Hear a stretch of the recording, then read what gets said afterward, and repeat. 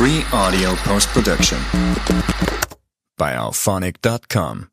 In this episode of Prisoners of Rock and Roll, we're looking at the clash between music and the man, diving into times when the FBI investigated musicians. In 1956, J. Edgar Hoover's FBI created a covert and legally questionable program with the goal of disrupting groups that the feds considered to be subversive. Communists, black nationalists, feminists, anti-Vietnam protesters, civil rights activists, and musicians.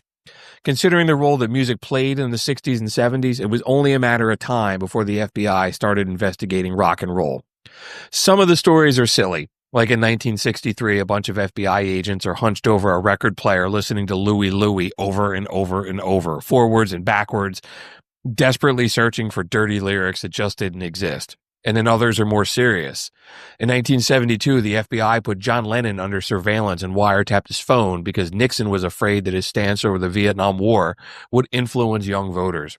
The government started proceedings to actually deport him. Over the decades, the FBI has investigated or kept tabs on all sorts of musicians, Hendrix and Jim Morrison, folk singers like Pete Seeger and Woody Guthrie, Aretha Franklin, the Monkees, NWA, Charles Mingus, the Insane Clown Posse, and more.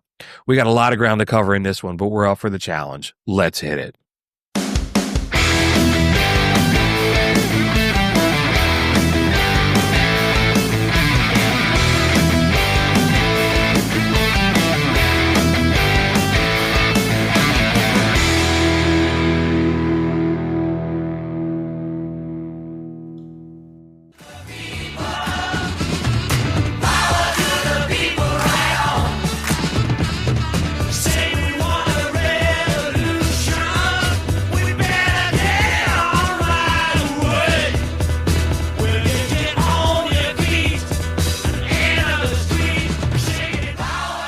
What's up, everybody? Welcome to Prisoners of Rock and Roll, episode 101. My name is Bruce Kramer. I'm a dude with an awesome beard, a love of music, and a microphone who has the honor, the duty, and the privilege of introducing my co-host and the star of the show. He's a man who serves drinks at his bar and musical insights at the microphone.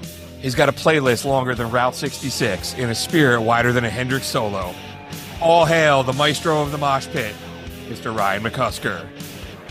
Are you rockin'? Prisoners of Rock and Roll is part of the Pantheon Podcast Network, and we're sponsored by Bold Foot Socks and McCusker's Tavern in Philadelphia. What's going on, brother? Only appropriate that I opened with Metallica to introduce you, since they were just in Philadelphia over the weekend. They were awesome, dude. I don't know. Everybody can talk shit about them and whatever. Like, you know, there's only one person that's worse in music than Mick Jagger. It's fucking Lars Ulrich. Like, that's shake hands with the devil. I have my opinions about Lars being a great drummer and other people don't, but it was a great show. And it was great. Pantera opened up for them. That was heavy. There was so many people there for them. It's we're recording this. It's actually Memorial Day when we're recording this, and they played two nights at Lincoln Financial Field. The pictures I saw, man, of the stage setup, I was like, "Holy shit, man!" It was an elaborate stage, and it's not what I expected. Crazy. I sat upstairs one night, and it's so fucking big, like you too big. Like that's right. That's exactly what I thought when I saw it. I was like, "This is like you too big." Yeah. But then I sat down closer on the first level. And it was great, like the view of it. But you really have to be high up to see how that big that fucking stage was. And it was round, it was like a big donut. And inside the donut was like all the fucking mosh pit guys, the snake pit. But I saw the stands like around the donut with the TVs on them, the big monitors. It looked like you could see what was going on, even though they're playing for. It was cool. 60,000 people at the Link. It was definitely being downstairs. It was so much louder downstairs than it was upstairs.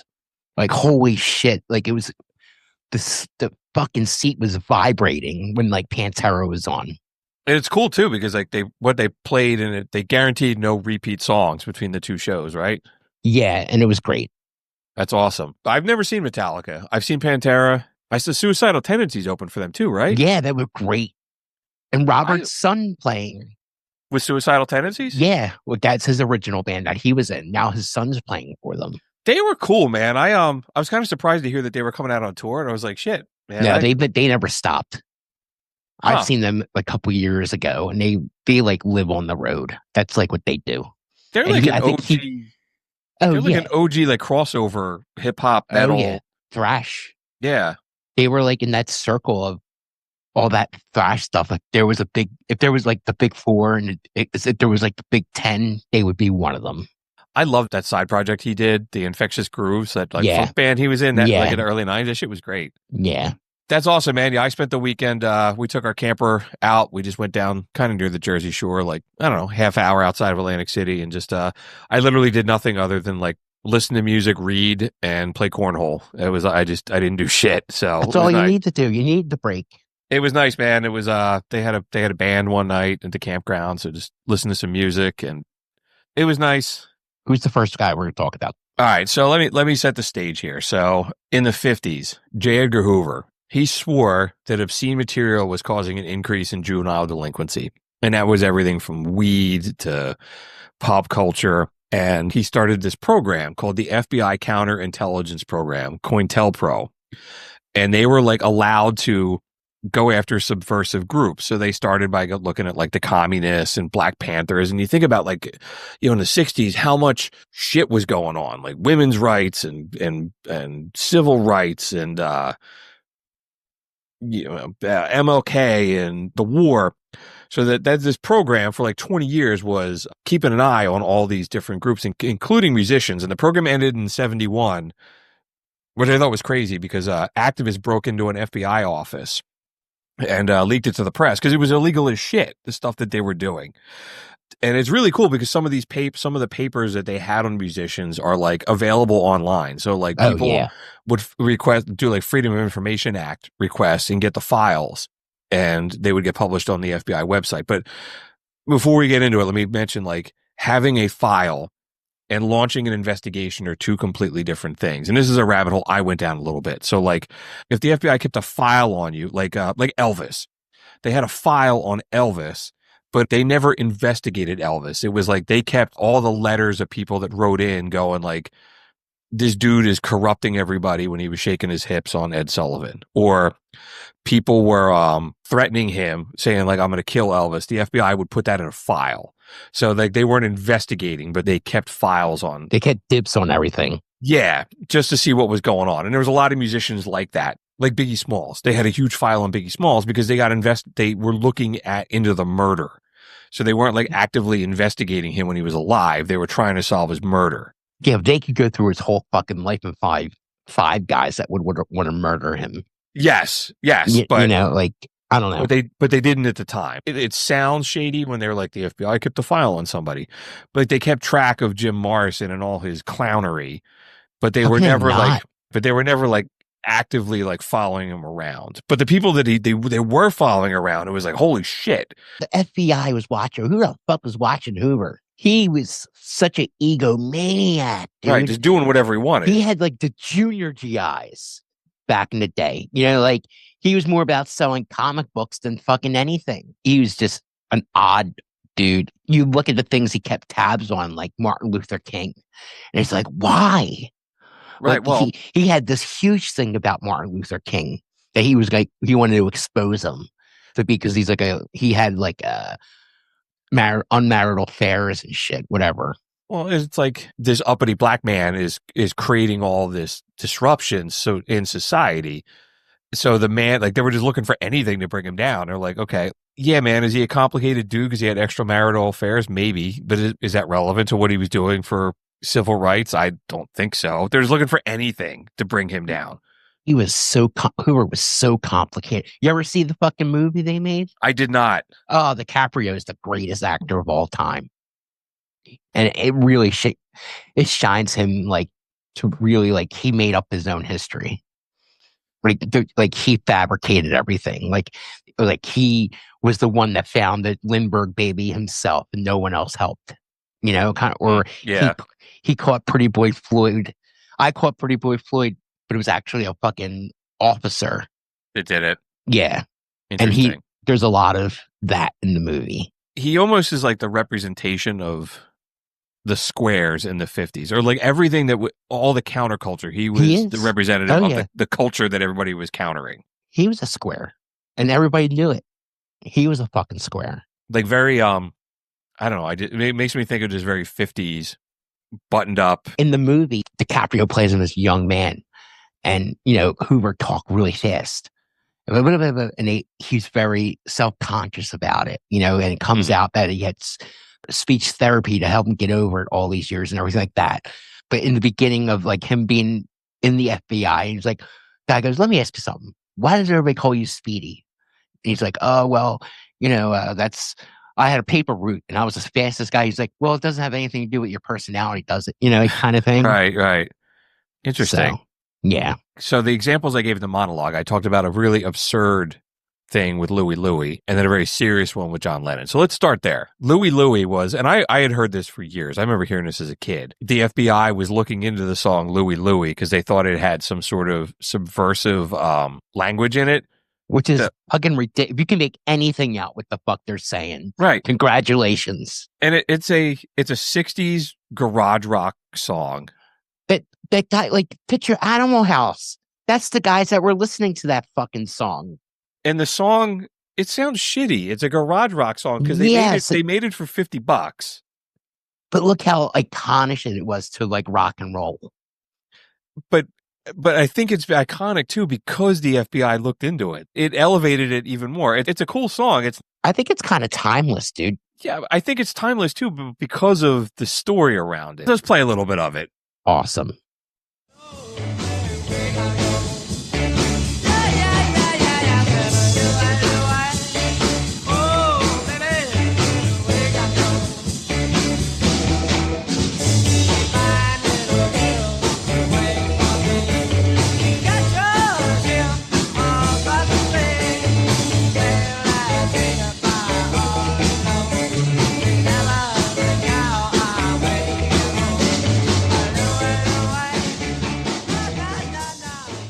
You know what it sounds like to me? It sounds like a demo.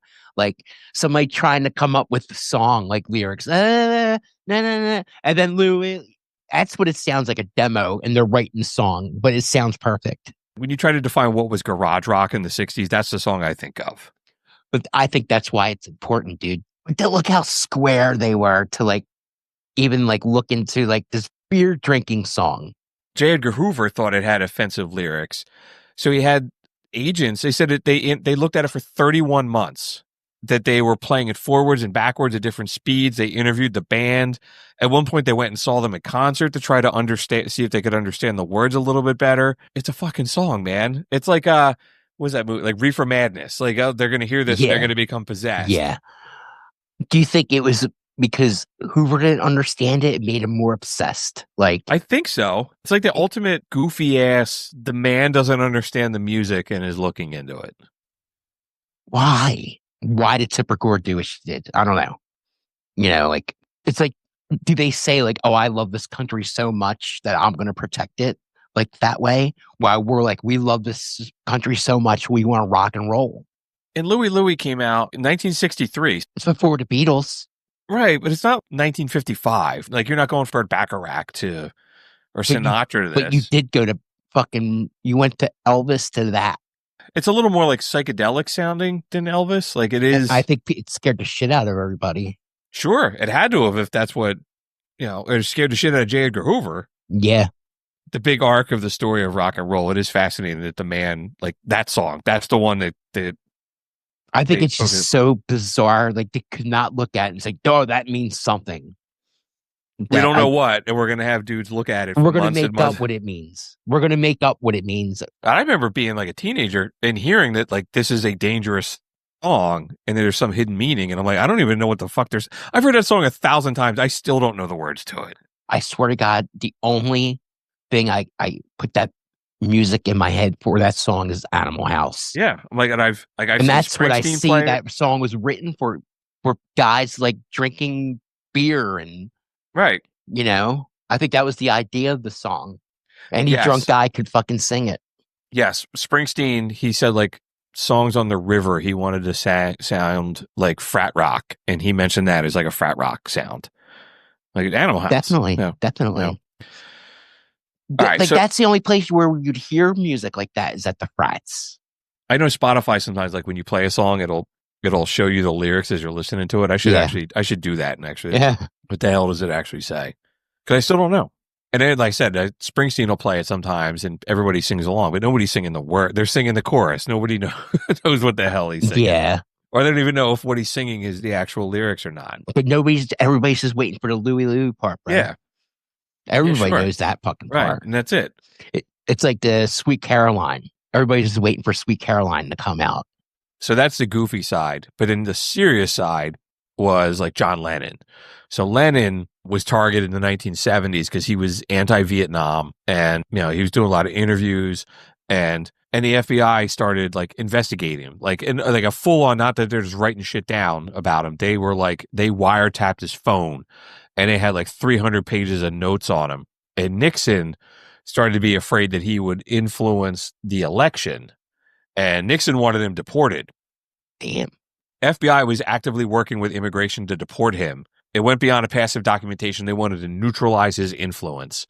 And as the deportation thing, it took forever to go, and he died before they threw him out of the country. So it took a really, really long time.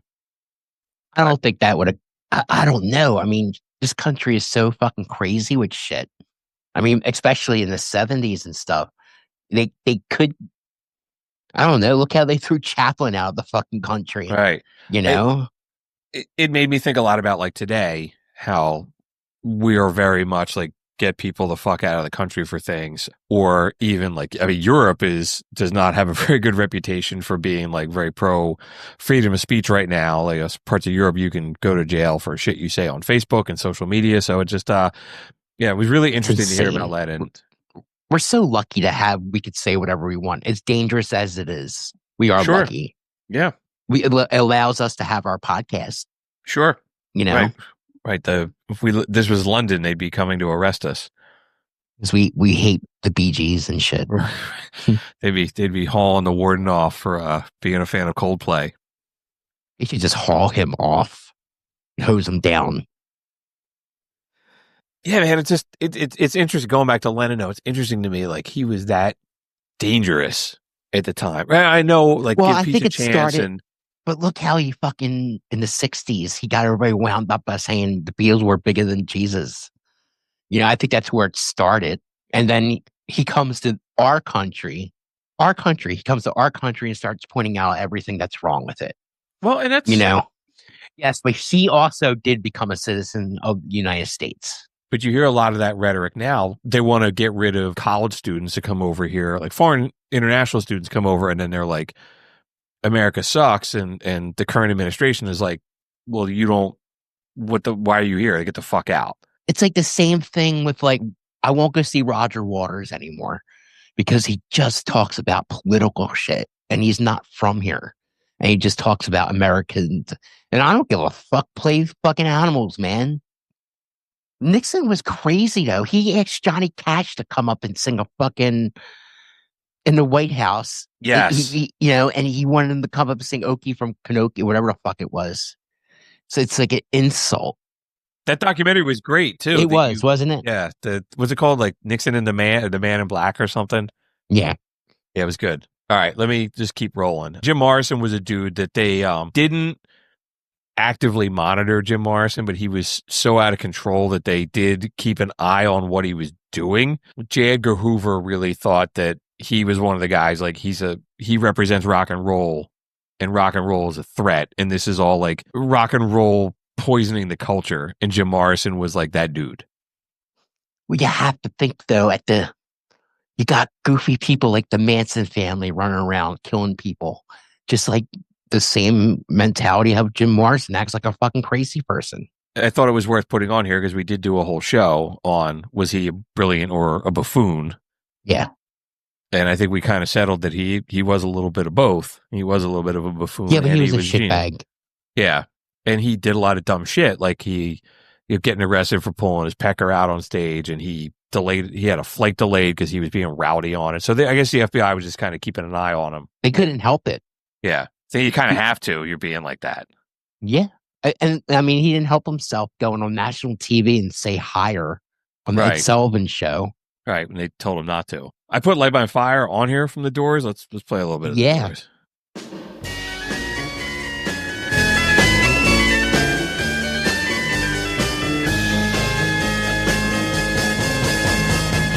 that it would be untrue.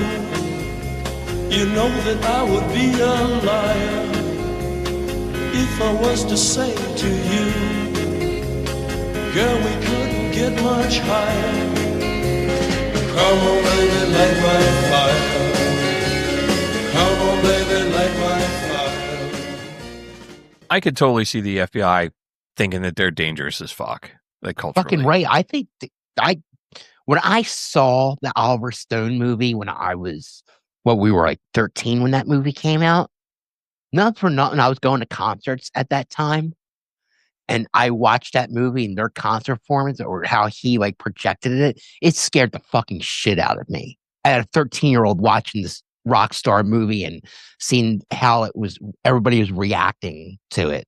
It was scary. It's not like the Satanic Panic of the 80s, or it's like, Ozzy's. No, this is worshiping a whole other, right? It's a whole nother different. This is subversion. A whole other fucking them trying to open the doors of reality with their name. Like a different degree of danger.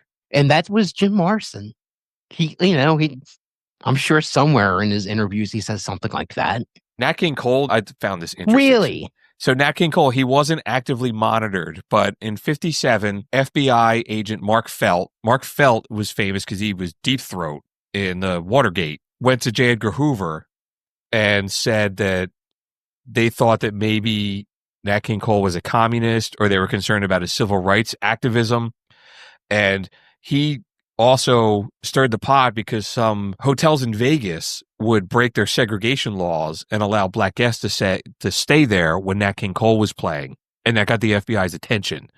And the FBI was kind of like, what is going on here? So they weren't actively investigating, but they were keeping tabs on him. They were afraid that he was stirring the racial pot. He was just changing things for entertainment in America. Like I'm sure they did the same thing with Sammy Davis Jr., man. Or Aretha. Like, it came up that they followed Aretha for 40 years. They were like following her around and wiretapping her and shit like that. So the FBI had a 300-page file on her from 1967 to 2007. What the fuck? Why? Rolling Stone got all these documents declassified. She performed Respect at an MLK rally. And the FBI started saying she's like inflammatory. She's trying to like start shit. The FBI actually started spreading fake rumors saying she was a Black Panther and she was a radical. She was getting death threats and shit like that. So the FBI was keeping track of all that stuff too. It was decades that they were keeping tabs on her. That, she was changing things at the same time about people listening to a black person on the radio.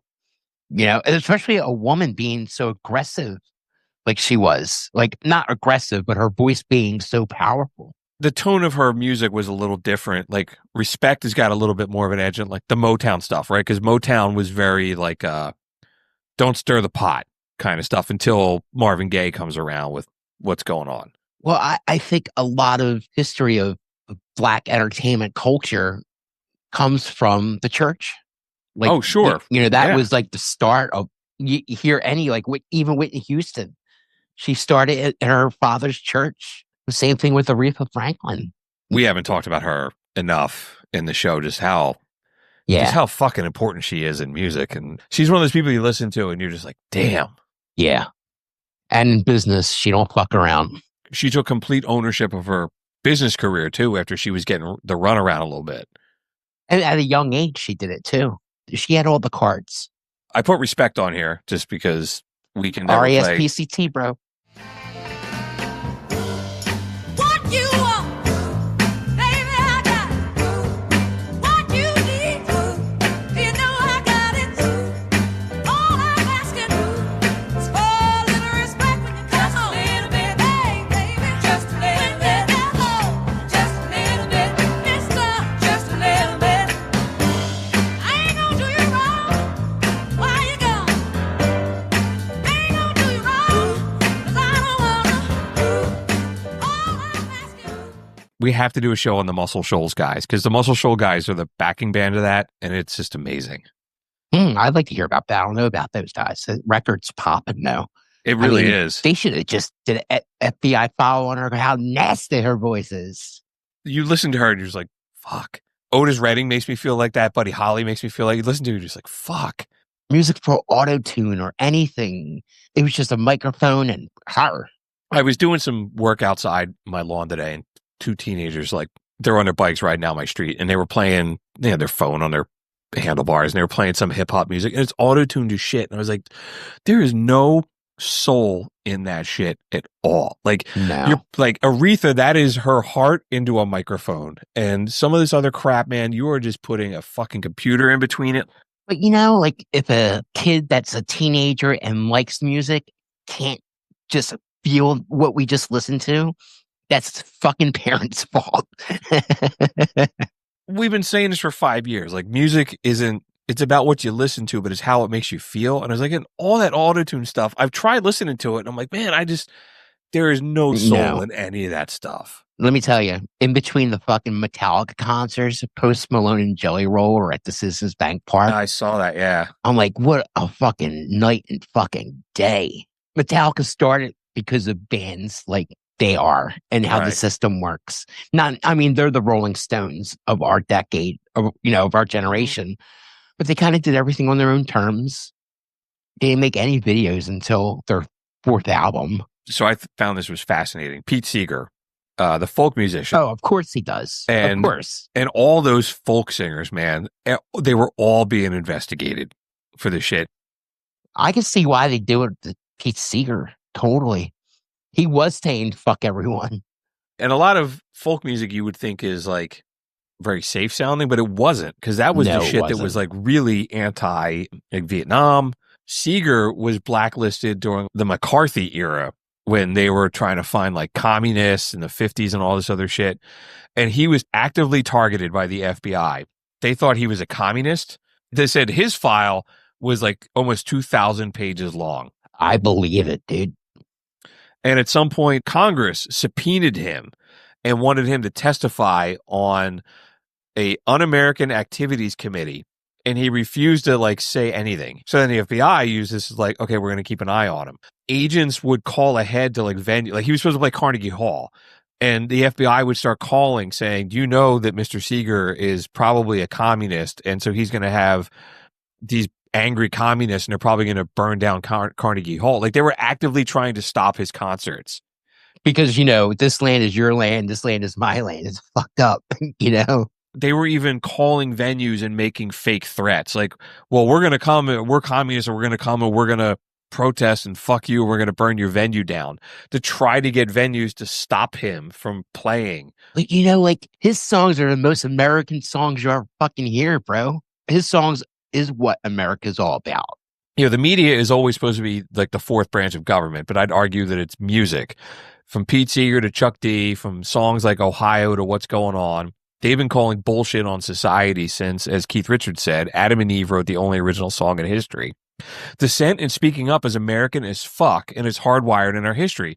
The man has always wanted to put musicians in check. Like guys like Pete Seeger calling out things that he sees, man, that's Chuck D and Crosby, Stills, Nash and He's Young. the original fucking Rage Against the Machine. I put the song Where Have All the Flowers Gone? Because that was the one that apparently the FBI went batshit over. Let's play that. I don't even know it. Let's hear it. Where have all the flowers gone? Long time passing. Where have all the flowers gone? Long time ago. Where have all the flowers gone? The girls have picked them, everyone. Oh, when will you ever learn? Oh, when will you ever learn? Okay. Said it was an anti-war song. That the flowers are gone because Vietnam is going on. But it's just interesting because you hear that now and you're like, okay, that's lame. Springsteen did a whole tour with Pete Seeger. He did. He did a whole album. I love that record. Sessions. Yeah. Pete Seeger was playing until his 90s. He was still making music. He's very important. I love, and that recording that we just listened to is really a beautiful recording. It's very natural.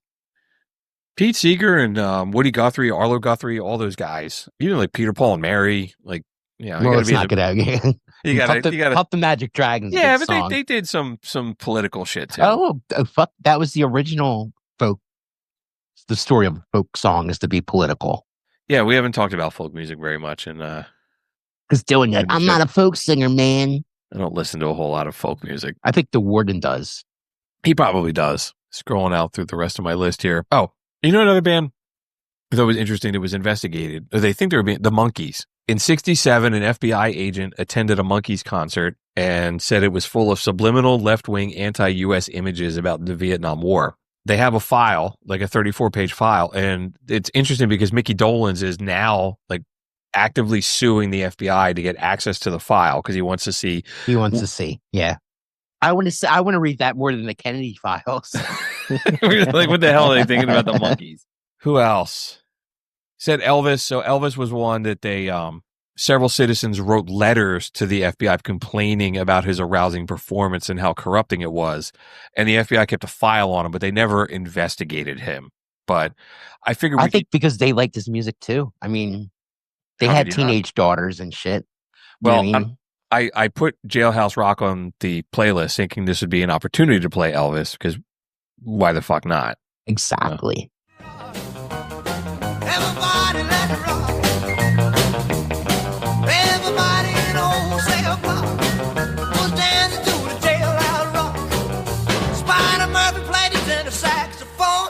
Little Joe was blowing on the slide trombone. The drummer boy from Illinois would crash, boom, bang. The whole rhythm section was a purple gang. Let's rock. Everybody, let's rock. Everybody in old cell block was dancing to the jailhouse rock. That vocal is so fucking strong, dude. Next to Little Richard, Elvis has got to be the best rock and roll singer ever. That still sounds dangerous to me. As many times as I've heard that, and that song's what, you got to be 50, it's like 50 something years old, 60 years old. That still sounds dangerous to me. It was a great movie.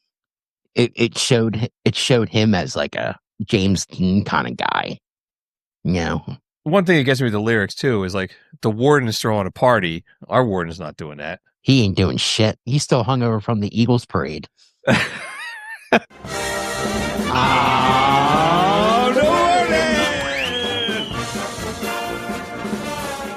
Warden threw the party in the county jail. Our warden.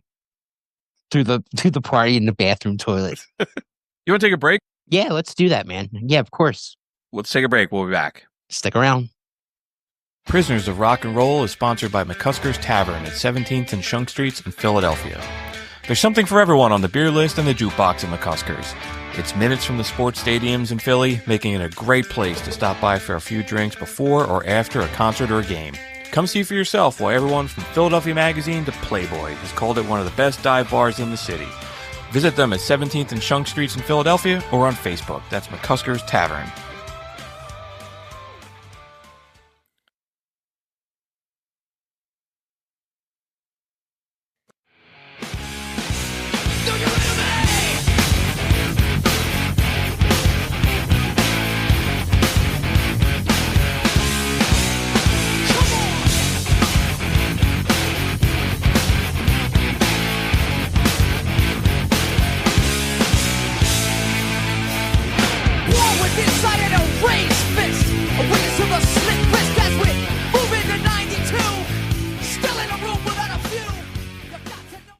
I fucking love it. Holy shit, Tom Morello is a fucking monster, dude. Just a reminder before we get back into it, the Prisoners of Rock and Roll is sponsored by McCusker's Tavern and Boldfoot Socks. That was Rage Against the Machine. I don't know. They're like one of the most political bands in the last 20 years. Where do you even start with them? Are they a band or a political statement?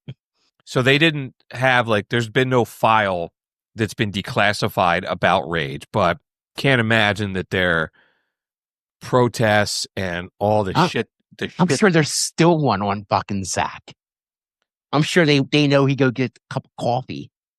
They used to have an online forum on their website, and the government shut it down because after 9/11, they were very much like America got what it deserved. Oh, yeah. And they took a ton of shit, even though there's been no official, the FBI has never acknowledged that they were following them and wiretapping them, I can't imagine that they don't have a file on them, just all the shit that they've said. Just them supporting the things that they support. How, if they don't have one, I'm disappointed in the FBI. I'm a rage fucking fan. Just to make it interesting, if they don't have a fucking file on them, shame on them. There was a dude, Leonard Peltier. He was released from prison after being convicted of killing 2 FBI guys, and rage. It was all like, hooray. So I'd imagine the FBI probably tried keeping an eye on him. Definitely. Even after they were very pro Mumia Abu-Jamal, the guy that was in Philadelphia, he's on death row which is killing. Very close to my roots. Very close to my roots. I tell you on the show before, I couldn't rage. Yeah. I couldn't wear a rage shirt in the streets of South Philadelphia. So I would imagine that there's somebody that the FBI was keeping an eye on. Let me keep on rolling here. I'm jumping around all my notes here. Bob Dylan was a dude. It just makes sense that the FBI was probably keeping track on him. They've never said that they did an active investigation. They weren't wiretapping him as far as we know or doing any trails, but they're probably monitoring his influence because he, again, like folk music having an influence, and Dylan has always been kind of on the periphery of politics with a lot of his music. I think I read somewhere Dylan hates reporters, and maybe it was from the Rolling Stone articles or something like that. And he was like, oh, well, all your protest music, someone said to him, was like, protest, any fucking song do I say Vietnam? Any song. What song do I say Vietnam in? He doesn't. I think people see things what they want to see, especially in Dylan's music. Yeah, I don't know, like Hurricane was about Hurricane Carter being locked up. Sure. Great song. Right. He was correct in his speaking out about Hurricane Carter. Yeah, but in 1961, it's like now we let Elvis sneak in.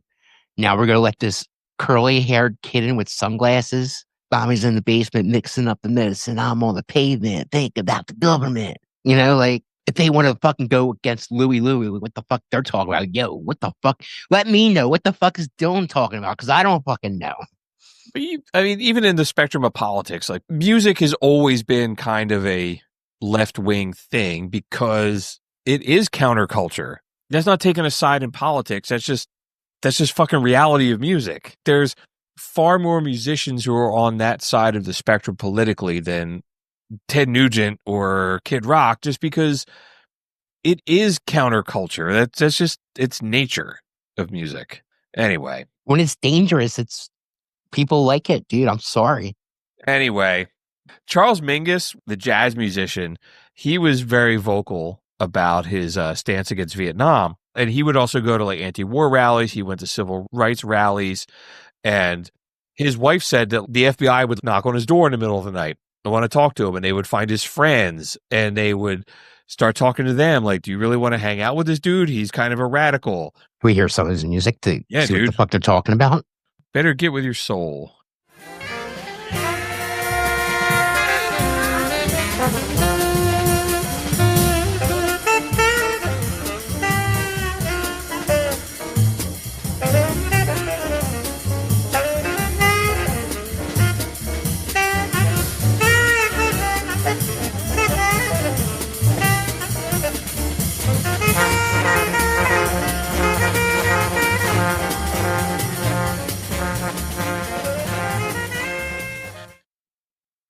I was enjoying that. I was smoking shit that we were just. That was really good, right? Yeah, man. He's fucking something. It had nothing to do with his music. It just that he was pro civil rights and the FBI was keeping an eye on him. He's pro civil rights and anti-Vietnam. Sounded like they were just fucking harassing him and his friends. I'm surprised there's not more jazz musicians on this, like, that we can find out about. Dude, how can they not have files on Miles Davis? Especially in the fucking 50s and the power he had, and he was going to France and all this fucking shit. They had to be looking at him, like, even down the fucking Ray Charles. Now, there were a handful of jazz musicians, much like folk music, jazz musicians, there was a lot of them that the FBI was kind of keeping tabs on. I'm sure they thought they were all communists. Yeah, the FBI did keep tabs on a lot of jazz musicians. There's no evidence that they kept track of Miles Davis, but it's plausible that he did, because he did speak out and a lot of like, he was a prominent black musician and he had some erratic behavior as an individual in the 50s. Max Roach was investigated, or they kept tabs on him. They did have a file on him because of association with Charles Mingus. Charlie Parker. Really? Charlie Parker. They were probably just because his music was so bizarre. Yeah, the FBI probably monitored him, they think, because of his drug use. And, oh, God, yeah. His other shit like that, his influence in the jazz world. Duke Ellington was another one that they... I did know about that one. Yeah. His prominence, international tours during the Cold War era made him a prominent subject of FBI interest. The FBI was very famous for monitoring black artists traveling abroad, suspecting them of communist sympathies. There has never been like a file released of Duke Ellington, but they think he was, and they think Thelonious Monk was probably kept tabs on. Yeah, Monk's my man. He's the fucking Flavor Flav of jazz. Probably because jazz musicians, that was the voice that African Americans were coming up with. Sure, so absolutely. I'm sure the man was. If they're trying to keep down Martin Luther King and Malcolm X, they're probably definitely looking at jazz. Definitely. So, especially with somebody like you said, Miles Davis is known in different countries, and Miles is like, he loved being in these countries because they treated him like a person. They didn't treat him like some black guy or some boy on the street. He legit said, like, I didn't know what it felt like to be like a normal, regular person until I went overseas when they didn't see me as a black man. It's interesting. It must hate coming back here and you're on New York City fucking street and a cop beats the fucking shit out of you because you're standing on the corner. And that happened to Miles. I mean, really, there's no fucking FBI file on the Wu-Tang Clan. The FBI did have a file on the Wu-Tang Clan, particularly for Old Dirty Bastard. At one point, because remember, like the New York City police declared them like a crime organization or some shit like that. Wow. There was some people that like got murdered in the Wu-Tang Clan were kind of like... Yeah, the whole fucking neighborhood. It's where they come from. It's part of their music. And there was always some kind of allegations that they were involved in some shady shit. And no doubt. It's all in that Wu-Tang TV show. I started watching that and I haven't finished it yet. It's good, but I know the street. I know those guys. You know what I mean? Like, they got to hustle to get through life. And that's what they were, all those motherfuckers were doing. The Disgraceland podcast, which is fucking fantastic. They do like things on like musicians who've gone bad. They did a whole season where they did one episode on each one of the Wu-Tang Clan. It was fucking great. And they're playing Philly. I know, man. I think I want to go to that. I don't have the balls. I'm not that brave. They're a gang. We need to play some Wu-Tang. Because I don't shimmy, think shimmy, y'all, shimmy, shimmy. That's ODB, but we can do that too. Oh, baby, I like it raw. Yeah, baby, I like it raw. Oh, baby, I like it raw. Yeah, baby, I like it raw. Shimmy, shimmy, y'all, shimmy, yam, shimmy, yeah. Give me the mic so I can take her away. Off on the natural charge, bon voyage. Yeah, from the home of the Dodger Brooklyn squad. Wu-Tang killer, he's on the squad. God, he's so interesting. He's so fucking interesting, dude. It's... Oh, how can he not make... I don't know. He's Mozart, man. I'm sorry. Their group albums and so many of those solo albums are so good. And they still sound great. And there's none of that auto-tune bullshit on it. Fucking ODB was made to be a superstar. He couldn't have been anything else. Like the guys in the Ramones.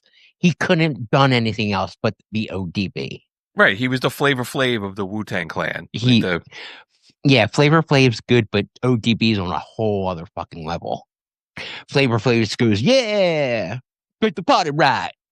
Fucking ODB comes with shimmy, shimmy, y'all, shimmy, shimmy. You know what I mean? Like, fuck, that's fucking Louie Louie right there. Those albums were fucking great. Those Wu-Tang albums, and then so many of those solo albums. The Raekwon album was great. The Genius album, that ODB album, fucking Method Man. Like, yeah, I'm a white dude with a Civil War era beard, and I love the fucking and I fucking. That's when you have to go to do the reenactment. You had to wear a Wu-Tang shirt. Drive my big ass pickup truck, and I think the Wu-Tang Clan are like top tier hip hop. Another hip hop band that the FBI did tag around with was NWA. When Fuck the Police came out, the FBI sent a letter to NWA's record label going like, do you really want to do this? Do you really want to release this shit? They never really investigated them. It really never went that much further, but they just because said... then the NWA was like, we fucking sent it to Rolling Stone magazine, and they Right. fucking sent it to like all these... I'm sorry, I'm jumping the gun. You're spot on. They used that to fucking sell records. They're like, thank you. Your letter just made us billions of dollars. Right. You're the police that we just said, fuck you to. Yeah. So they sent this letter to Priority Records saying this song is disrespectful to law enforcement. And then they were like really pressuring NWA saying, don't play the song when you went on tour. And they did. And then the FBI started following them like on the rest of their tour. That's scary. They're trying to hide their guns already, and fucking the FBI is fucking following them. But you're right. So the letter did backfire. The fucking National Congress has it, and it's a fucking, it's like saved by the country in the fucking National Congress of Art. Because of its importance, because it is so counterculture. Let's play a little bit of it. The police coming straight from the underground. A young nigga got it bad cause I'm brown. And not the other color, so police think they have the authority to kill a minority. Fuck that shit cause I ain't the one for a punk motherfucker with a badge and a gun to be beaten on. And thrown in jail, we can go toe to toe in the middle of a sale. Fucking with me cause I'm a teenager with a little bit of gold and a pager. Searching my car, looking for the product. Thinking every nigga is selling narcotics. You rather see me in the pit. Dude, I am all for the police. Like, I support the police up and down the fucking street. Whatever, like, you know, I wave to them as they fucking drive by the bar. I'm all about cops. But I can never fully understand their point of view because I have no fucking idea. You know, it's like, as a musician and as a guy that likes raw music, it doesn't get more raw than that. That's fucking aggression. Right. I you was know? thinking that's like punk rock. That's It like is urban punk punk rock, like that tone. Yeah. Like I said, no way am I saying anything against the police. I love the police, but I'm a rocker. I'm a punk rocker. I'm a gangster rapper. You know, I stand up for all kinds of music. Is You it know? dude who just follows music and the story of rock and roll and hip hop and shit? Yeah, dude, that's an immensely important song. Like I said, it's a point of view that me and you will never fucking understand. But I can sit there and get fucking hyped up like House of Pain does. You know, like jump Sure. around, you know? And I get it. I understand. I follow the logic at the FBI going, okay, we're gonna keep an eye on this because It was so different. It was so like an episode of Cops on your fucking radio. and it really was those guys standing up with the middle fingers going, we're not putting up with this shit anymore. It brought that perspective into the homes of like suburban white kids. Oh, fuck yeah. Right? They There had was like, cable TV that's watching Yo MTV Raps. And when it was me, I was living in South Philadelphia and not relate to relate to the sound that they're making more than the kids out in fucking the suburbs did, you know? Does that make any sense? Like, I understand like the urban sound more than some kid from South New Jersey. I came from a very nice part of South Philadelphia, but 3 blocks away is fucking Broad and Oregon, baby. right. Like, you know. Hendrix, the FBI had a file on him after his drug bust. And What was his drug bust? he was arrested in Toronto. He had a package of heroin and hashish in his luggage in the Toronto International Airport. So the FBI just kind of started keeping an eye on him. They they monitored his Woodstock appearance. And I can said that see why. He was, a little He was counterculture. protesting. Yeah, he was protesting the war with his guitar. And there had been, When you do the fucking national anthem like he did, how can you not like rise some eyebrows with like someone behind a desk in fucking Washington? and somebody wrote a book in 2007 saying that he didn't die of a drug overdose. He was killed by the FBI. Well, they say about that with Marilyn Monroe too, dude. because of his support of the Black Panthers. So that seems a little wackadoodle to me, but Fucking Black Panthers didn't fucking like him, but they would call Hendrix what they call like an Uncle Tom. Like, here's Hendrix walking around with like bell bottoms and hippie kind of shit, and then like Huey's out there fucking, what was that guy's name? Huey, the Black Panther leader. Huey Newton. Yeah, I mean, like, somebody like Huey Newton is fucking looking at fucking Hendrix like, we want nothing. You're a disgrace to us. That's how I would know the Black Panthers would accept Hendrix that way. They still would. All right. The last one I had, it was a band I've never heard of, a rock band called the Fugs. So in the 60s, the Fugs were a satirical rock and roll band, and they would play songs called like Kill for Peace, kind of as a joke, but the FBI got a hold of it. J. Edgar Hoover's agent said they were obscene and a threat to the moral standards. And it got to the point that the FBI started wiretapping this band and sending agents to follow them around at all their shows, and the FBI eventually had a 500-page file. At some point, there's even rumors that the FBI was planting drugs on these guys to try to get them arrested, even though that's never been like substantiated. But here is their song, Kill for Peace. I've never heard of this band. I've never heard this story. Yeah, I don't know anything about them.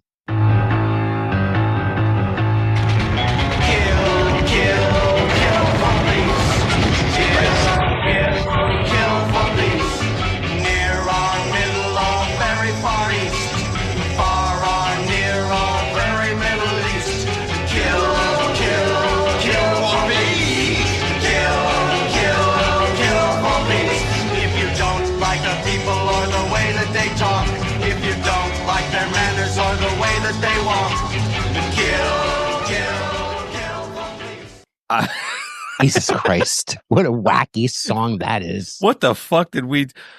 What did we just play? What the fuck is going on, dude? What internet alleyway did we just go down with that? Our tax dollars paid for some investigation into that.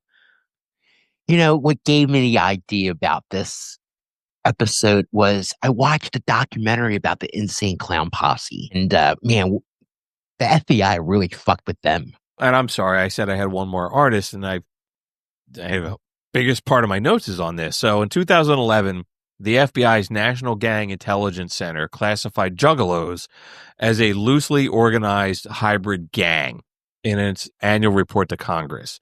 And the reports cited crimes committed by the Juggalos, assault, vandalism, drug use, by like a small number of people. But there was enough people in different states. There were crimes in at least 21 states that the FBI took notice. And then fans of Insane Clown Posse said that they started like taking shit for wearing ICP merch. Like the police started harassing them. People said that they would lose their job, or if it came up that they were an Insane Clown Posse fan and they were going through like a custody hearing for their kids, that would become something would be against them. Really crazy. Even like it's stores. Crazy to have like music to like somebody take your fucking kids away. The Insane Clown Posse actually sued the FBI in 2012 for saying like, you leaked this shit that we're a band, and we demand you tell us why. What evidence? Yeah, like we're a gang. They're saying like, yeah, you label our fans as a gang. The ACLU got involved, and they were like, dude, it's just flat. Like, you can't discriminate against somebody. Yes, Insane Clown Posse's music may suck, but it's against the First Amendment to discriminate against somebody for listening to them or enjoying their music. Their fans are pretty crusty, dude. Their fans are very meth smoking, moonshine drinking, fucking hot rod fixing motherfuckers. You know, they're just families that grew up on welfare. I don't fucking know. I think they're the shittiest band to come out of the 90s, but I also don't think you should be discriminated. You shouldn't lose your job because you listen to them.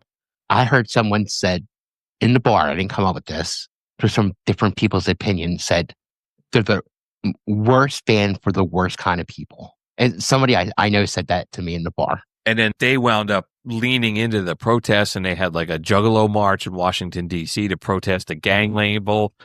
And how do we go from Martin Luther King to that shit? we shall overcome to I want to Fucking be able root to drink beer. the fucking root beer and paint my face. Yeah, I don't like them. And then some people that argue that they are shitbags will narrow in on like individual crimes that happen, and like some dude that was an Insane Clown Posse fan in like 2013 attacked somebody with a meat cleaver, and then everybody goes like, see, it's this person. Yeah, because like, they have that character of the guy with the cleaver. Yeah, it's just I don't know, man. Maybe like it's like how once again art goes on. People take art too realistic. You know what I'm saying? Like, yeah, like, I know I get it. I'm a Grateful Dead fan and everything like that, and you could probably find an FBI file on the fucking Grateful Dead if you look out there. You know, I don't know. It's something about the Juggalos, man. They're just. I'm like searching for the fucking words for them because nobody deserves to be judged on the kind of music that they fucking do. Or you and I should be able to judge, like, okay, their fans are largely meth heads. Like, we could say that, not the fucking government, not the police should be like, because you're wearing an ICP jacket. No, but we can like get harassed. No, but we could sit on our podcast and say only meth heads, like fucking, because that's the only way you'd like their music if you're a fucking meth head. Play some of their shitty music and we'll fucking show you why you need meth. Okay, here's music. In my room has 126 million plays on Spotify. 2:45 and the bell went off, thank God. Many people think I'm odd, but I talk with no one and I walk alone and I avoid sunlight with a chalky tone. I get home and don't say hi, it ain't no one there. I don't care, I walk in and go right up the stairs to my room, get in bed and just wait for dark, because that's when a real show starts. Tap, tap, tap, tap on a glass, go to piece of ass. So young and pretty, it's too bad she passed, but she comes to my room and we talk at night. She's demonic and bloody, but she holds me tight in my bedroom. With her, I'm never alone, and I kiss her cold lips until the morning come and she gone. I can still hear her voice loom, but she only. What the fuck? It's like The Conjuring or fucking some shit, dude. So I started playing that and I got up from my chair to go get another beer and I just came back and Ryan was like, you have to go back and listen to that again. So Ryan, I'm sorry you had to listen to that twice. No, I enjoy it because I really wanted to hear what he was fucking saying. I thought he said what I thought he said, but I really wanted to make sure. I've never gotten them. They started coming out like when we were still working at the music store. I remember. I didn't really know like what they got more merchandise than Kiss does. They got fucking tax problems. Those motherfuckers. They don't have the FBI problems. They got fucking IRS problems. I read an article that compared the Juggalos to Fish fans, and I'm like, okay, I get it. I understand we're a group of people that stick together. I get it. Yeah, well, that's fucking Phillies fans or you're right. Our fans or If you listen to us and you enjoy Insane Clown Posse, please write us, because I don't get it. Maybe it's my age. Maybe it's where I live. I think their music is that horror film that it's like how Eminem, he's like, oh, I killed my girlfriend in the song. I think it's like the same kind of thing. But they're just weird dudes. They started as a backyard wrestling thing. Just culturally, they're weird. They have like a following of like wrestlers and meth heads. But their fucking worship in a way like I'm not with Fish, or I could never. You see the fans meet them and they're like, oh my God, I named my kid after you and everything like that. And the Fish fans are like, Trey, you fucking changed my life with that guitar solo. Like. I don't get it, man. I never have. I don't think we can, though. I don't think, again, it's something we can't understand. I think it's music coming from two guys that were abused their whole life and fucked up their whole fucking life. And that's who relates to their music. I don't know. I see the point. Like, you shouldn't be thought of being in a gang just because you like that dude's music, right? If you're not slinging meth, like you wear a Fish shirt, you shouldn't be harassed being like, oh, chances are you're a fucking pothead or whatever. Like if I'm wearing my Social Distortion shirt, the cops shouldn't fuck with me because I'm wearing a Social Distortion shirt. No, it would have been like, especially in high school, because I didn't smoke pot or anything in high school, and I had a Fish shirt on. So I would definitely get targeted by a cop or something if they didn't even know what the Fish was in '94. But even like the Grateful Dead shirt or something like that, you're going to get fucked with. The Insane Clown Posse fans, to me, was like the even weirder Korn fans. Like the kids who were into that music wound up getting into Insane Korn's a Clown way Posse. better band, dude. I agree, but that was the kind of subset of kids that were into it. You should make fun of people for what they listen to, but the government shouldn't fuck with somebody for what they listen to. Music should, it's supposed to bring people together. It was either Bowie or Cyndi Lauper was like, my music showed you that it was okay to be weird. And sure, the Insane Clown Posse, there's probably some kid that listens to that and says like, these are my people. Yeah, because they're the same people that he is. Their chances are that they're have a really fucked up home life. Who knows how abused they're being, and maybe it's something we can't understand. Just like we can't understand the NWA music, or we're not supposed to get. We're like, oh yeah, I get it. No, maybe that's why we don't get like the Insane Clown Posse, because they cater to a certain kind of people. That's people like themselves that were abused and all this fucking shit. No, but my mailman, like, I just talk music with him, and he's a fucking Insane Clown Posse. So it's just like, you just don't know. They're just, to me, one of those bands that I don't know how the fuck they got famous. They have no airplay. They definitely had help from the wrestling world. I think the makeup and the name for the fans and the Their Fago, merchandise. The right, the merchandise. Fago shit and everything. Sure. I don't know. They're an enigma to me. They're almost like they were in the WWF, those guys. They were like a tag team partner at one point in the WWF or WE, whatever you Were want they to call really? it. They were. Look it up. Yeah, absolutely. I have to watch that documentary about them that you suggested too. Oh, dude, it's kind of weird and you feel bad for them, but then like, who are these people? And you shouldn't be discriminated because you like this band, but can you really help it? Well, have you looked in the mirror, bro? Like Maybe I'll watch it this weekend. My wife is actually, and my daughter are flying to Florida on Friday because Muppet Land is closing at Disneyland. No. And they're flying down just to go to Muppet Land. And it's closing next week. Oh, it's going to be mobbed. They're going the week before the closing. Flying down Friday, they're going to Muppet Land Saturday, and they're flying home Sunday morning. But I admire that. Fuck yeah. That's from a Disney guy. That's pretty metal. I was like, but I got the weekend to myself, and maybe I'll watch the Insane Clown Posse documentaries. I don't think my I wife think would it's ever something you watch watch 10 minutes of, Bruce, and you'll turn it off. Very well. There's no way my wife would watch it. She No.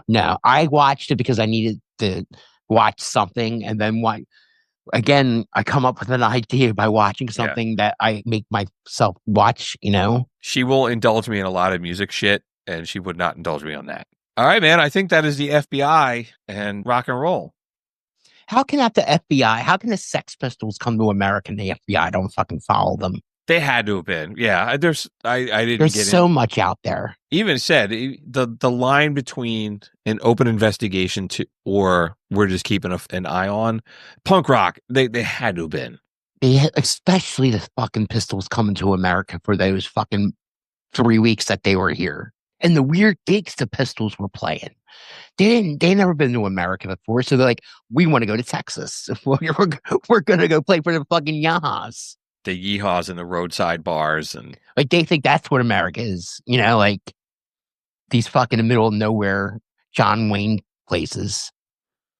Yeah, well, you brought up the Wu-Tang Clan on the fly as like a band that, yeah, of course they probably were paying attention. Like fucking Kanye, the FBI has to have a fucking file on Kanye now. Oh, dude, Willie Nelson doesn't have a fucking file. It's another great one, Willie Nelson. God, we could just sit here and probably say, yeah. So I just thought it was interesting because when you pitched the idea, you were like rock and roll, but then we a little bit of folk, a little bit of jazz, a little bit of early rock and roll. It's more modern shit. Interesting. The man is listening. They are. They're probably listening to us right now. We need the listeners. It's okay. 40% of our listeners are the police. All right. Second thoughts. You had a couple second thoughts. One that I had in my notes that I wanted to ask you about. Another one was you messaged me over the weekend saying that your stepdad passed away. And I know you've had a rough stretch, man, between your dad passing away and now your stepdad. And I'm really sorry to hear that. And I told you that privately. It's been a rough year. And it was too soon. I was so lucky to have my stepdad, Jim, and I was lucky to have him as a stepdad. and not some creep. Jim was in my life when I was like 10, and then he married my mom to give me a better life, to get me out of the city, and where I moved to do high school in South Jersey, where I met you. That was all because of my stepdad. He loved us enough to where other men, I know I would run away from a woman with 3 kids. He embraced it. Yeah, it's like he was an amazing guy. Like, he was involved buying my first drum set, and just not involved buying it, but he put up with me practicing every fucking day, dude. He was such a good sport about that. I know it was a bunch of noise to him and everything, but he was so nice about it. And I remember him saying to me a few times, like, all right, Rye, it's 5 o'clock, it's 6 o'clock. That's enough, kind of thing. But then I remember the time when he said, you're really starting to get it. You're really getting good, and that was just kind of thing. And I learned a lot of things from my father, but the certainly thing that I learned from my stepfather is kindness. He was so kind, and I admired that so much. And I had so much respect for him. Like, I would never disobey him, like, oh, you're not my father kind of shit. I would have never done that to Jim. He loved me way too much. I never gave him a problem anyway, because I'm not that way anyway. I'm going to miss him. He really loved my mother. And, I remember when I found out in the 8th grade my mom was going to get married. And I don't know, it didn't matter who she was marrying. It was like she was going to get married and someone else could be in our life. And I remember being really upset. And my teacher pulls me aside and she's like, do you really want your mom to be alone? And that just changed it. At 14 years old, it changed how I fucking thought about the whole fucking thing. And now my mom's alone, and it's like losing my father and losing Jim. And now we're ending what we just had as kids, me, Doug, Kate, and my mom. That's all we have now. And that's, it's hard to explain. Jim knew my father was my father. He knew his role. He knew his role. And when we were trying to find a spot to live in, when we moved to Haddon Heights, where it's going to be Audubon, it's going to be Collingswood, it's going to be whatever. And Jim said to my mom, how farther are you going to take these kids away from their father? Like, he had that perspective. He had that perspective as a stepdad to not have my father involved. They got along really well, my stepdad and my father. But no way was my father kind like my stepfather was, Jim. He was just innocent. He was like everything that I'd rather be than being this nightlife McCusker guy. I'd rather be the guy home with his slippers on watching TV with a beer and a home buddy instead of being some guy, rock star bartender fucking guy. I admire him more than what I do. But like, Jim wanted to cut his lawn. He wanted to race his car. Like he had a dragster, like a drag racing car. He would take us to the ACO and go for the day and watch everybody drag and shit. Like, first he put a basketball hoop up in his garage for us. And then he put a fucking pool in his backyard for us as like 11-year-olds and 12-year-olds. And here were these like city kids. On hot July days, he would like stop what he's working on. He was a mechanic and he worked for himself in his garage most of his life. He was like self-employed. I don't think he paid taxes ever in his life. But like,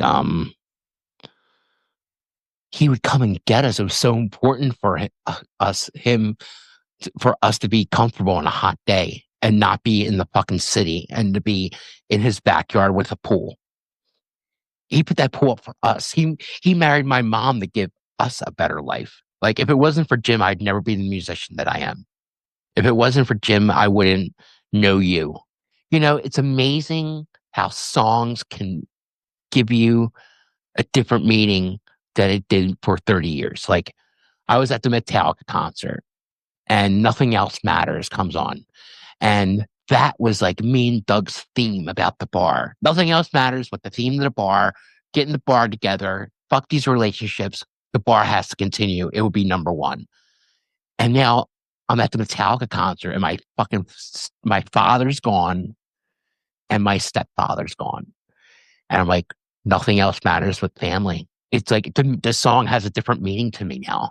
Like it's crazy how 1,000 years the song had a meaning to you about this. And it takes you all these years for these things to happen to have a totally different meaning. I totally get it. And that's also the awesome power of music. And that's also kind of why we do this. We record ourselves kind of having a bar conversation about music for 2 hours every 2 weeks because music is so fucking awesome like that it can mean so many different things to you at different points of your life. But man, can we play a song for Jim? Yeah, dude, of course. Any Willie Nelson song. Because I remember one time we were in Tower Records when I was in Cherry Hill, about 11 years old, 12 years old. And he bought me probably some hairband cassette. And he bought a Willie Nelson album. I can't remember what it was, but Jim wasn't such a music guy at all. Not even a little bit. But he would take me to Tower Records to buy me whatever I want. And I remember him buying a Willie Nelson album. So I consider him a Willie Nelson fan. So let's play a Willie Nelson song for Jim. You were always on my mind. And maybe I didn't hold you all those lonely, lonely times. And I guess I never told you I'm so happy that you're mine. What a great song. It's interesting that you wanted to play that because my dad was into Willie Nelson. I remember him playing that album all the time growing up in his car. Yeah, I mean, I don't know. My dad would never listen to Willie Nelson, but Jim did, and it put Willie Nelson on my map. I knew who he was because Jim bought his album. Well, I've known you for 30 years. You've never talked about Jim very much, but I'm really glad that we just had this conversation, and we're probably going to edit down for the show, but we've been talking for 20 minutes about him, and he deserves it, dude. And it's really he was such a big part of my life and my molding of my kindness that I have. Like I admired his kindness in my whole life, and I didn't see a lot of that in like the bar world. And I saw a lot of teasing. I saw a lot of ball breaking. I didn't see a lot of kindness, and Jim taught me kindness. Well, and then if that's where you learned it, you took heart of it, because I tell you this all the time, that you're one of the most selfless fucking people I know. And that's what Jim was. He was selfless, bro. So maybe that's where I get it from. Well, you should carry that memory fondly, because like real quick, a different story. Sure. There's things that Jim taught me that my dad wasn't around to teach me. Even different approaches to things. Like as a teenager, there was one time we were getting into a car and I was on the same side as the car as my mom. And I went to open my door to get in and he yelled at me. I was about 16 years old. He's like, "You opened the door for your mother." And I was so like popped back by it. And I respected it. Like, so, dude, I never, ever let a female open a door for themselves in a car ever again. Ever again. Every girl I ever went out with were so surprised that I opened a car door for them. Like they'd said no one do that. I'd do that because Jim pointed it out to me. And that's something only a man can teach you. I agree. I will never forget what he did for my mother. And that's take care of her for close to 50 years. I'm going to miss him. I can tell. All right. I got some listener feedback from Cameron. So Cameron has emailed us several times and he chimed in on our episode with the Blue Meanie. I had so many people say something to me. Really? Like, "Oh my God, you had the Blue Meanie on your show. It was great." And Cameron wrote us. He said, "Bruce and Ryan, I want to make sure that I send you a note and say congratulations on 100 episodes. It was great. And it was so nice to hear Ryan taking the reins. You can totally tell the quality of your friendship because there isn't any sort of power struggle. And the Blue Meanie was really interesting too. Keep plugging away and we will keep listening. Thanks, Cameron. I have told Cameron lives in Rochester, New York. He's thinking about coming down to Philadelphia in the fall or summer. I was like, please let me know. We will meet up. We will have a beer. We will talk music. The first round is on me. Second round is on him. No, it's second round's on the warden. Right. Super nice dude. I really appreciate that. And I had a second thought. So I was at a thing for work. My company, the marketing department I'm in now has about 100 people in it. And we all got together for a week, for a couple days for like training and some shit like that. And people started talking about my podcast. And I never talk about the show at work. I have it. It's on my coffee mug. This one of the stickers. Yeah, I never talk about it in the bar. Yeah, but I never talk about it. But everybody had to have a lanyard that said like, "Ask me about blah blah blah," and you made up what you know. Mine had nothing to do with music, but somebody had one that said, "Ask me about the Kinks, the Clash." No, who's better, the Rolling Stones, the Beatles, or the Kinks? And I was like, it is the first time I ever met this dude. I'm like, oh, you're my new best friend. And I went up talking to him, and I said something. I had a podcast, and then like. I must have had 10 people over the course of 3 days all come up to me and being like, I want to listen to your podcast. What like because you had it on the badge. No, I didn't have it at all.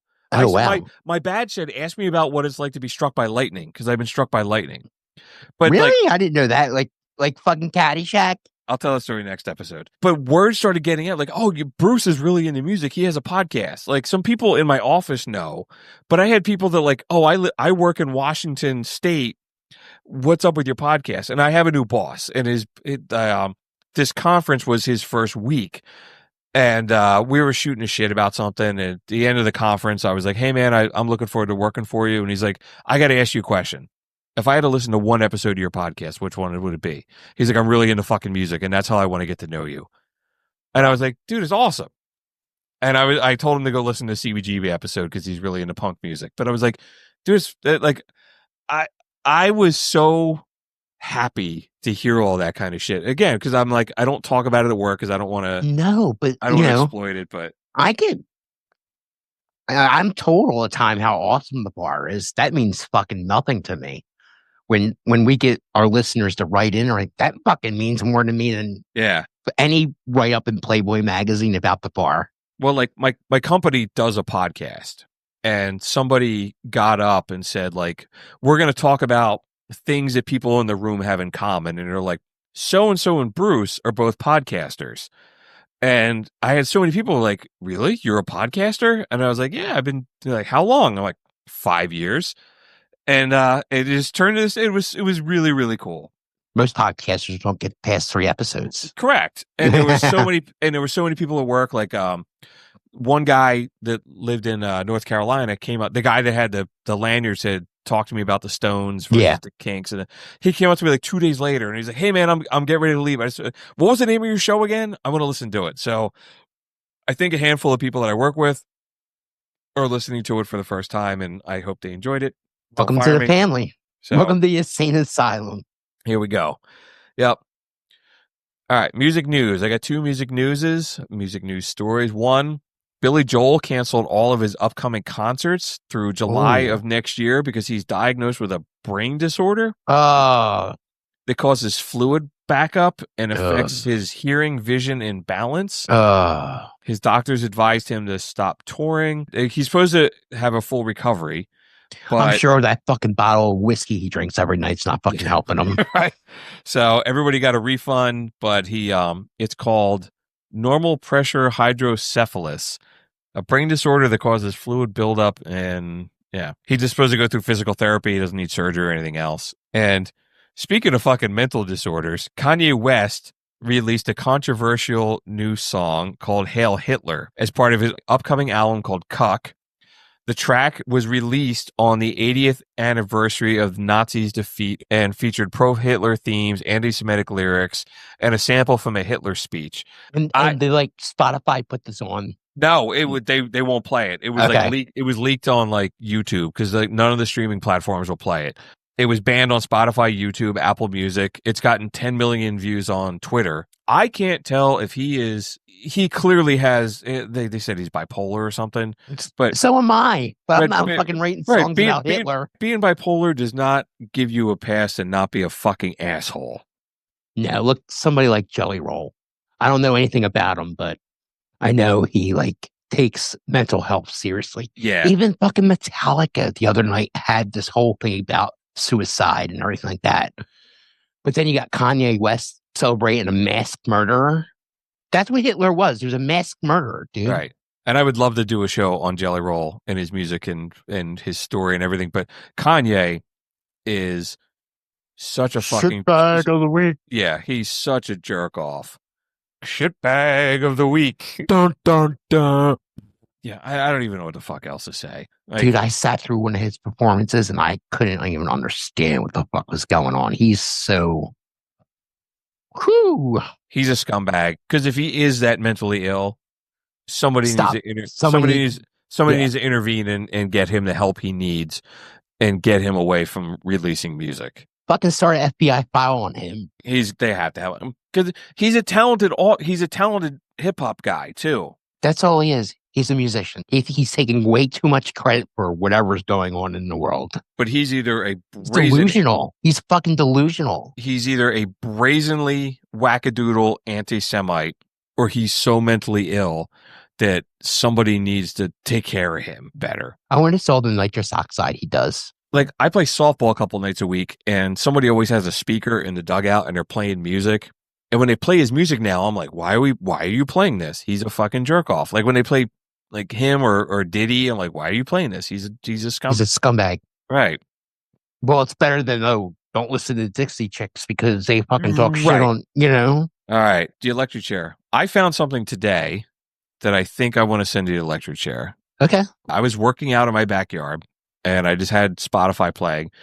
And I found this song by Cody Parks and the Dirty South called Thunder Cash 69. And it is a mashup of the White Zombie song. Yeah. And Folsom Prison Blues. Listen to this for a second.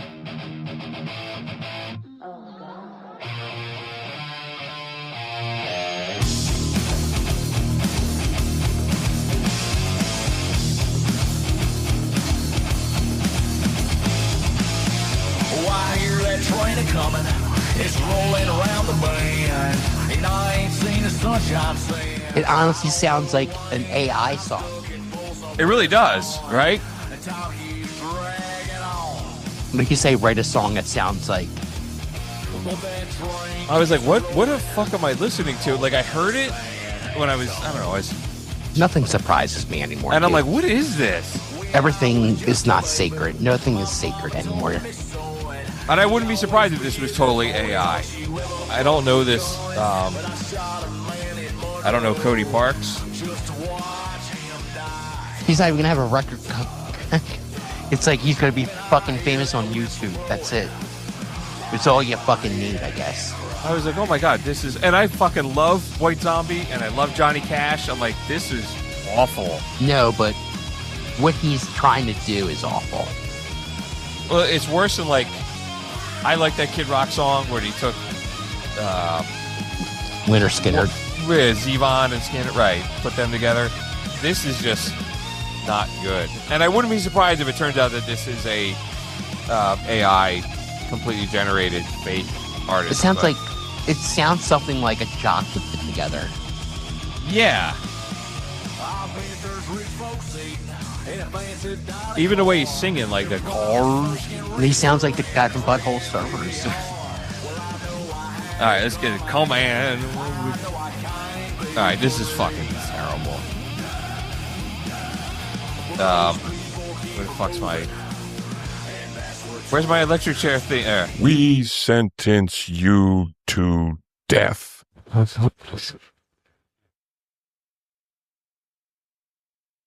That was fucking terrible. Yeah. I've heard some bad shit before, but that was two fucked up things. I love that fucking White Zombie song, and I fucking love, Folsom City Blues, or whatever it is. Right. Two great things put together two rights don't make a wrong, or two rights do make a wrong. Yeah, it's not like a peanut butter, jelly, and banana sandwich. Right. And by no means. It's not like you and I together on a podcast. It's like the warden and Rumpelmints put together. Oh, wee! One's up passed out in the alley by your bar. Oh, who's gonna clean this puke up? You and you. You and you. If he gets sick, you're cleaning it up. Our listeners, it was Rob's whatever birthday, and Bruce and friends bring Rob in the bar, and they make Rob, the warden, drink everything that I have. They egg Rob on, like, we're going to get you so fucked up. He's like, there's no way you can get me drunk. So they give him literally everything that's in the speed rack, you know? And the look on Rob's face, like if he did one more shot, he was going to fucking die. And he looked like King Kong on the top of the Empire State Building. Yeah. He's ready to fall off. And then, like, guys ordered another drink for him. I'm like, I finally had enough. I'm like, you know what? Bruce and our friend is standing there, and I point the finger at them and because I'm really busy at the bar. I'm like, you and you. If he gets sick, you're cleaning it up. like a teacher, Yep. separating kids in the class. Yep. You and you. One kid gets over there. You go over there. You got to separate this. We took him out, and then he passed out and started throwing up everywhere. Yeah. And then, 2 blocks away, there's a mountain of puke. yeah. I felt bad for my neighbors. All right, that's a wrap on episode 101. We only played 30-second clips on the show because we don't want to be investigated by the FBI. But if you want to hear the whole thing, go down to the show notes. There's an episode playlist. We make one for every episode. And while you're down in the show notes, you can find a link to our social media accounts. We're on Facebook. We're on Twitter. There's a link to our email, show@prisonersofrockandroll.com. And you can find an episode to the legendary McCusker's Tavern in Philadelphia. If you go in there, do not buy the warden a drink for his birthday. We covered a lot of ground tonight, man. This was good. As always, this show is therapy to me, man. And I love it. I always look forward to it. Awesome. We'll be back in 2 weeks. Keep on rocking. Peace out. I'm just a prisoner. You scared the shit out of the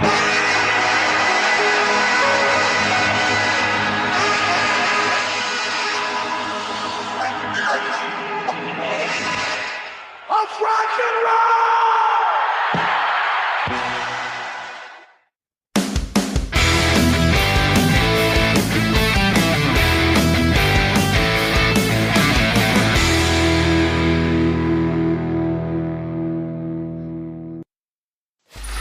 Free audio post-production by alphonic.com.